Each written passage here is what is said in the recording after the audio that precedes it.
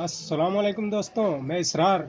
दोस्तों, कई व्यूवर का कमेंट बॉक्स में कमेंट किया था उन लोगों ने कि जिस जिस कूलर में 2 स्विच और एक रेगुलेटर हो तो उसका कैसे कनेक्शन हम करेंगे। तो आज मैं कूलर का ये कनेक्शन आप लोगों को करके दिखाने जा रहा हूँ। देखिए, 2 स्विच है और एक रेगुलेटर है। तब देखते हैं कि इसका कनेक्शन कैसे होता है। तो दोस्तों, बने रहिए मेरे साथ, देखते रहिए इस वीडियो को। ये देखिए दोस्तों, ये दो तार हो गई। ये देखिए, ये 2 तारें हो गई वाटर पंप की, और ये 2 तारें हो गई मोटर की, और ये 2 तारें हो गई लीड की। ये देख सकते हैं, 2 तारें ये लीड की, 2 मोटर की और 2 पंप की। 6 तारें कुल हो गई। वही तरीका है जो मैंने पहले आपको बता रखा है हर वीडियो में। ये देखिए, एक तार हम इसका लेंगे लीड का। ये देख सकते हैं, ये 2 में से एक तार लीड का, और ये 2 में से एक तार मोटर का। ये दोनों को ये ले लिया, और एक तार एक वायर इसका पंप का। ये देखिए 3 वायर, ये तीनों वायर दोस्तों, तीनों वायर इकट्ठी हमने इसको कनेक्ट कर दिया तीनों को। ये देखिए 3, 1 2 3, ये तीनों वायर आपस में कनेक्ट कर दिया हमने। अब ये देखिए, ये तीनों को कनेक्ट कर दिया। अब इसको यहाँ टेप लगा देंगे। ठीक है दोस्तों, अब हमारे पास कितनी बच गई। ये देखिए, एक तार बच गई इसकी अपने लीड की। ये देखिए, ये लीड की तार एक बच गई, और उसके बाद एक तार ये मोटर की बच गई, हवा वाली मोटर की, और एक वायर इसकी बच गई, ये पंप की। तो दोस्तों, ये पंप की तो पंप वाली में चली जाएगी। ये देखिए, पंप की यहाँ पर पंप लिखा है, आप सामने देख सकते हैं पंप लिखा है। इस पंप वाली में एक वायर हमने पंप वाली में कनेक्ट कर दिया। ये देखिए, ये आपको दिखा रहा हूँ, ये कनेक्ट कर दिया पंप में। अब इसमें दोस्तों देख सकते हैं आप, ये रेगुलेटर की 2 तारें हैं। ये देखिए, एक ये रेगुलेटर की हो गई और एक ये रेगुलेटर की हो गई। ये देख सकते हैं आप, ये 2 रेगुलेटर की हो गई। तो अब हमने क्या करना है, पहले जैसे हम बताते थे कि रेगुलेटर की डायरेक्ट ये इस वाली लीड के इस वाली वायर में कनेक्ट करेंगे।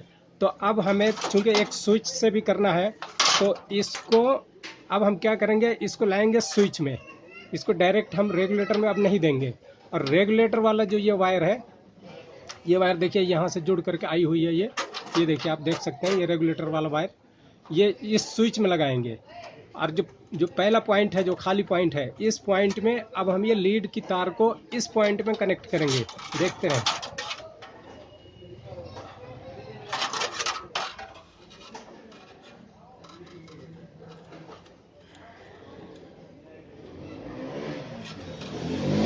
ये देखिए, ये लीड की इसमें कनेक्ट करेंगे, और फिर इसमें करंट आने के लिए इस तार को, ये देखिए, ये एक छोटा पीस है, वायर का पीस है। ये छोटा पीस इस नीचे वाले स्विच से इसमें दोनों को मिला करके इसमें जोड़ेंगे, जिससे कि ये इसका करंट यहाँ भी रहेगा और यहाँ भी आ जाएगा। ठीक है दोस्तों, ये देखिए,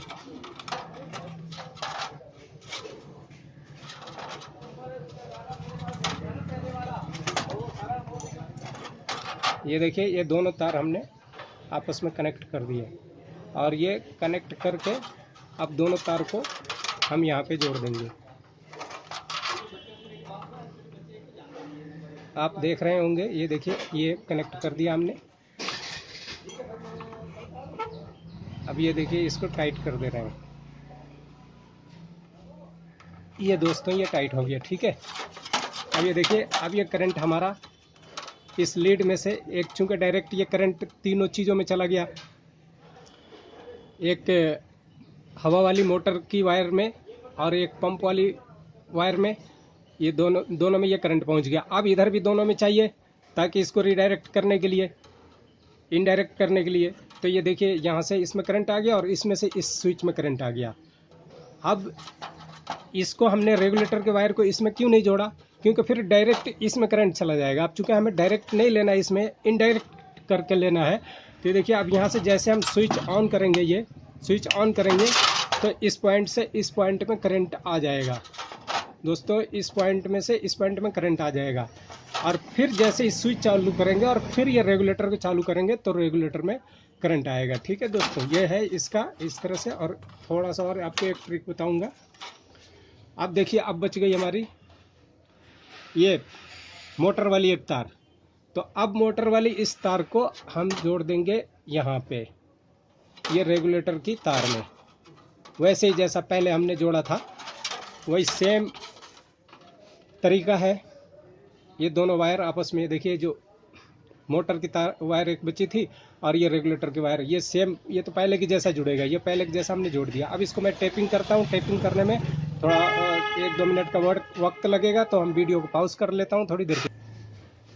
दोस्तों अब देख सकते हैं आप, ये इसका कनेक्शन ये हो गया। लीड की तार, एक बार फिर समझ लीजिए, लीड की तार इस स्विच में आई और इस स्विच को चालू करने के बाद दूसरे पॉइंट से ये तार इसमें चली गई और ये यहाँ रेगुलेटर में आ गई। ठीक है, अब मैं इसको चला के दिखा देता हूँ। आप ये देखिए, इसको मैंने सारा ये अंदर कर दिया। अब इसमें मैं एक तार, एक पेंच लगा लेता हूँ।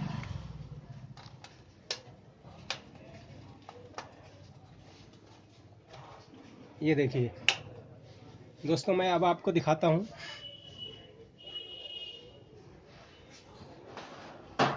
ये देखिए, ये लीड की तार हो गई। अब हम लीड का तार इसको यहाँ पे लगा देते हैं।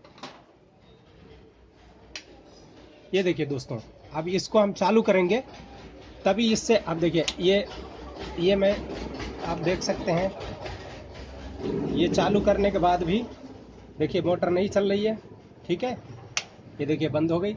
अब जब तक इस बटन को हम चालू नहीं करेंगे ये इससे मोटर नहीं चलेगी। ये पंप की है, देखिए, ये देखिए आवाज़ सुन रहे होंगे आप, ये पंप चालू है। ठीक है, ये बंद कर दिया। अब ये देखिए, इसको अब चालू करेंगे। अब रेगुलेटर से ये देखिए, ये देखिए, देख रहे हैं घूमी, ये है इसकी वायरिंग दोस्तों। ये देख सकते हैं आप हवा, ये देखिए, ये है दोस्तों इसकी वायरिंग। ऐसा है। अब आपको तो मेरे ख्याल में पूरी तरह समझ में आ गया होगा। ये देखिए, अब यहाँ से भी बंद हो गया ये, और मेन लाइन यहाँ से भी बंद हो गया। ठीक है दोस्तों, ये बंद हो गया। और अब इससे कुछ भी कर लें चालू नहीं होगा जब तक हम इससे नहीं चलाएंगे। ये देखिए चल पड़ी। ये देखिए स्लो तेज भी हो रहा है दोस्तों। ये है इसकी वायरिंग दोस्तों। इस वीडियो से आपको कुछ सीखने को मिली हो, ये देखिए, इस वीडियो से आपको कुछ सीखने को मिली हो तो ज़रूर इसे लाइक करें और ज़्यादा से ज़्यादा शेयर करें कि दूर दराज के इलाकों में रहने वाले लोगों को भी इससे फ़ायदा हासिल हो। बहुत लोग रात के टाइम परेशान हो जाते हैं, घरों में अचानक वायरिंग ख़राब हो जाती है, तार कट जाती है और लोगों को समझ में नहीं आता, और उस वक्त किसी मैकेनिक को बुलाने पर लोग उसमें मैकेनिक नखरे दिखाते हैं और भाव दिखाते हैं, पैसे ज़्यादा मांगते हैं। तो आप अपने घर में भी इस तरह से देख करके अपनी वायरिंग को ठीक कर सकते हैं और अपने पैसे की बचाव कर सकते हैं। दोस्तों ये वीडियो अगर अच्छी लगे तो लाइक शेयर सब्सक्राइब ज़रूर करें। थैंक यू दोस्तों, फिर मिलेंगे इसी तरह के किसी और वीडियो में। तब तक के लिए विदा लेता हूँ आपसे।